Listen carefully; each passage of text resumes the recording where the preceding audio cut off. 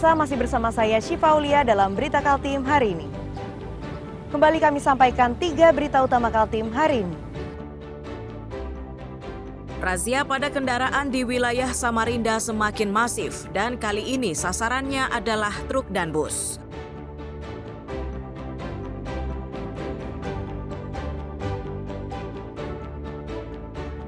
Persoalan jalan rusak di Gurimbang disorot oleh DPRD Brau. Mereka meminta agar perusahaan di kawasan tersebut ikut peduli. Ratusan peserta ramaikan pelaksanaan Jambore Forum Pengurangan Risiko Bencana 2025 di Samarinda.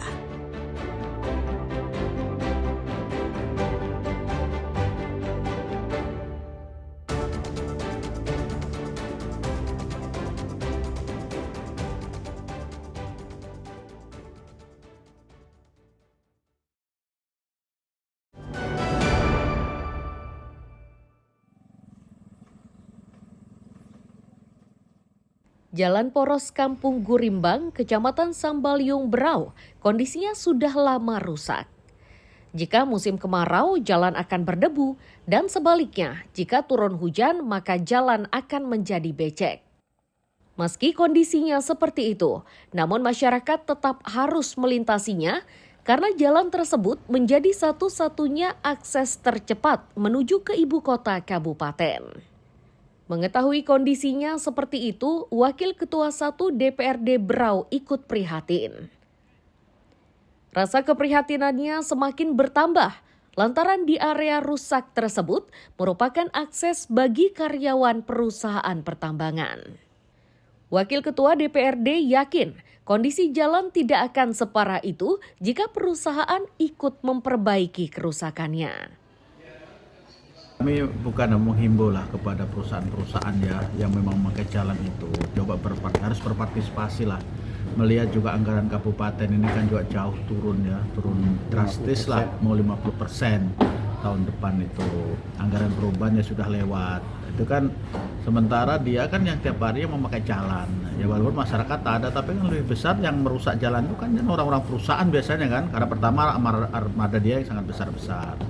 Nah kami jadi minta nanti itu untuk perusahaan-perusahaan itu supaya ya di CSR-nya itulah dibaikin jalan-jalan ke situ.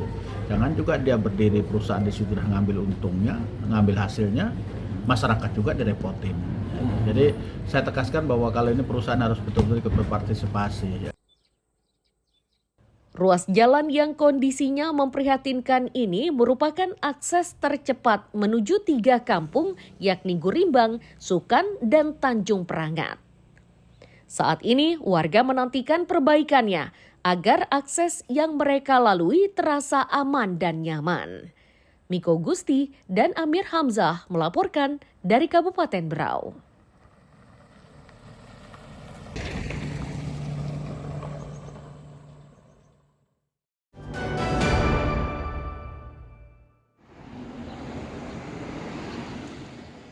Dinas Kebudayaan dan Pariwisata Kabupaten Berau diterpa isu tidak sedap setelah Duta Budaya periode 2022 berinisial AS tersandung kasus dugaan pelecehan anak di bawah umur.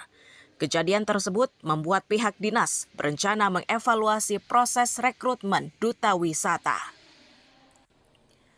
Salah satu rencana yang akan dibuat adalah dengan memperketat proses seleksi. Nantinya prosesnya selain melalui bakat dan karya, setiap peserta akan diminta melakukan tes urin dan psikologi. Kedua tes itu dianggap penting untuk memastikan calon peserta bebas dari narkoba dan gangguan kejiwaan.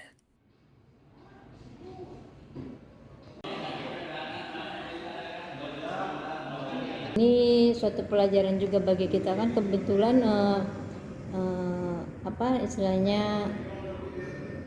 beliau tersebut pemilihan Duta Budaya tahun 2002 ya.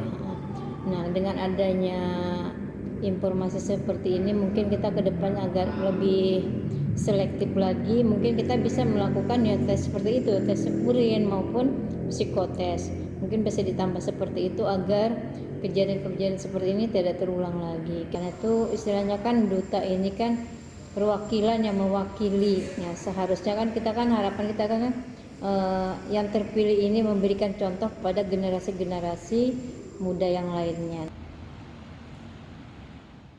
Sementara itu, Oknum Duta Budaya periode 2022 yang terlibat perkara dugaan pelecehan seksual kini telah ditetapkan menjadi tersangka. Polisi pun masih mengembangkan perkara tersebut untuk memastikan jumlah korbannya. Miko Gusti dan Amir Hamzah melaporkan dari Kabupaten Berau.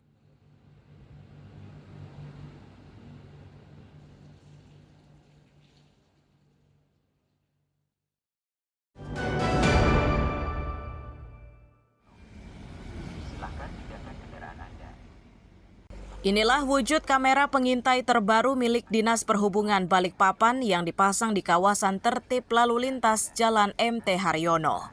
Kamera tersebut telah terintegrasi dengan sistem transportasi terpadu BiConnect serta terhubung dengan sistem kamera pengawas milik Satlantas. Kepala Dinas Perhubungan Balikpapan menyebut sebanyak 187 kamera pengintai baru telah dipasang di sejumlah titik primer, termasuk sepanjang kawasan MT Haryono. Kamera ini tak hanya merekam pergerakan kendaraan, namun juga mampu melacak nomor kendaraan yang diduga melakukan pelanggaran.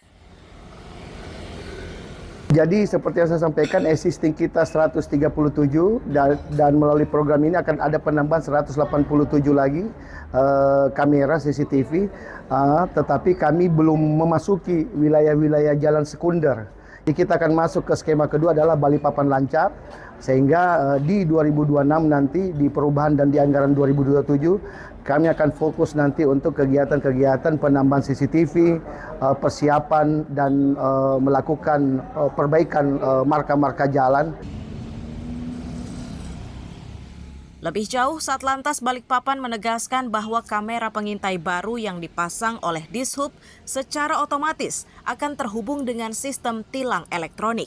Karenanya, para pemilik kendaraan diminta untuk lebih tertib berlalu lintas, termasuk tertib memarkirkan kendaraannya.